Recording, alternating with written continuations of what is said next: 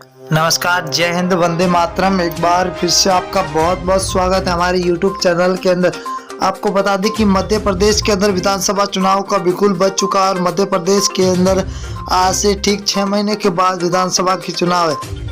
आपको ये भी बता दें कि मध्य प्रदेश के अंदर आपकी बार ज्योतिरादित्य सिंधिया और कमलनाथ के बीच कड़ी टक्कर देखने को मिल सकती है। तो वही 230 सीटों का सबसे बड़ा सर्वे भी जारी हो चुका। अब की बार देखा जाए तो विधानसभा चुनाव मध्य प्रदेश के अंदर त्रिकोणीय मुकाबला देखने को मिल सकता है। तो वही बात करें हम मध्य प्रदेश की 230 सीटों की, तो अब की बार हर एक सीट हॉट सीट बनती हुई दिखाई दे रही है। चुनाव से पहले सी वोटर सर्वे और फलोदी सट्टा बाजार ने मध्य प्रदेश का सबसे बड़ा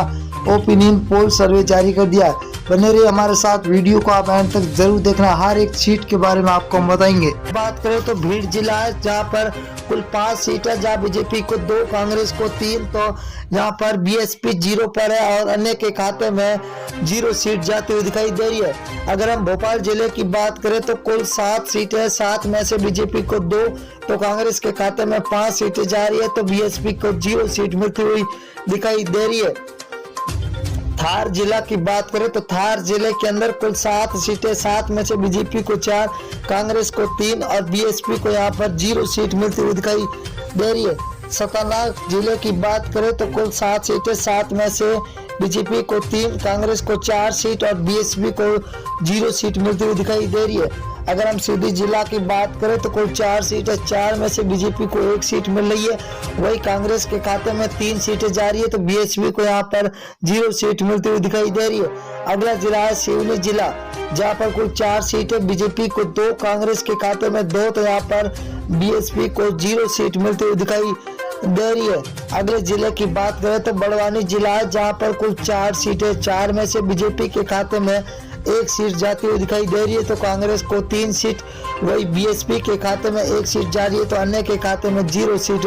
मिलती हुई दिखाई दे रही है। अगर हम सागर जिले की बात करें तो 8 सीट है, जहां पर बीजेपी को 3, तो कांग्रेस के खाते में 5 सीट जा रही है, तो बीएसपी को यहाँ पर 0 सीट पर संतुष्ट होना पड़ रहा है। अगला जिला है शिवपुरी जिला, जहाँ पर कुल 5 सीटें, 5 में से बीजेपी को 4 सीटें मिल रही है, तो कांग्रेस के खाते में 3 सीट, वही बीएसपी को यहाँ पर 0 सीट मिल रही है, तो अन्य के खाते में भी 0 सीट। बैतूल जिला है, बैतूल जिले के अंदर कुल 5 सीटें, 5 में से बीजेपी को 2 और कांग्रेस के खाते में 3 सीटें जा रही है, तो यहाँ पर बीएसपी को यहाँ पर 0 सीट मिलती हुई दिखाई दे रही है। विदिशा जिला है, विदिशा जिला के अंदर कुल 5 विधानसभा सीट है, जहाँ बीजेपी को 4, तो यहाँ पर कांग्रेस को 1 सीट मिल रही है, तो बीएसपी के खाते में 0 सीट जाती हुई दिखाई दे रही है। अगर हम राजगढ़ जिला की बात करें तो कुल 5 विधानसभा सीट है, बीजेपी को 2, कांग्रेस के खाते में 3, तो बीएसपी को यहाँ पर 0 सीट मिल रही है, तो अन्य के खाते में 0 सीट। अगर हम ग्वालियर जिला की बात करें तो यहाँ पर कुल 6 विधानसभा, जहाँ बीजेपी को 2, तो कांग्रेस के खाते में 0 सीट जा रही है, तो यहाँ पर बीएसपी का खाता खुलता हुआ 1 सीट मिलती हुई दिखाई दे रही है। अगर हम देवारा जिला की बात करें तो देवारा के अंदर कुल 5 विधानसभा, जहाँ बीजेपी को 1, कांग्रेस को 4, तो बीएसपी के खाते में 0 सीट मिलती हुई दिखाई दे रही है, तो अन्य को यहाँ पर 0 मिलती हुई दिखाई दे रही है। उज्जैन जिला है, उज्जैन के अंदर कुल विधानसभा 7 सीटें, जहाँ बीजेपी को 5, कांग्रेस को 2, तो बीएसपी के खाते में 0, तो अन्य के खाते में भी 0 सीट जाती हुई दिखाई दे रही है। अगर हम जबलपुर जिले की बात करें तो 8 विधानसभा सीट है, जहाँ बीजेपी को 3, कांग्रेस को 5, तो बीएसपी के खाते में 0 सीट मिल रही है, तो अन्य को भी यहाँ पर 0 सीट मिल रही है। अगर हम कटनी जिला की बात करें तो कटनी जिले के अंदर 4 विधानसभा, यहाँ पर बीजेपी और कांग्रेस को 2-2 सीटें मिलती हुई दिखाई दे रही है, तो बीएसपी और अन्य के खाते में 0 सीट मिलती हुई दिखाई दे रही है। इंदौर जिला की बात करें तो इंदौर जिले के अंदर कुल 9 विधानसभा, जहाँ बीजेपी को 3, कांग्रेस को 6, तो बीएसपी के खाते में 0 सीट जाती हुई दिखाई दे रही है। अगले जिले की ओर रुख करें तो छिंदवाड़ा जिला है, जहाँ पर कुल विधानसभा 7 सीटें है, जहाँ बीजेपी को 1, कांग्रेस के खाते में 6, तो बीएसपी को 0 सीट मिल रही है, तो अन्य के खाते में 0 सीट जाती हुई दिखाई दे रही है।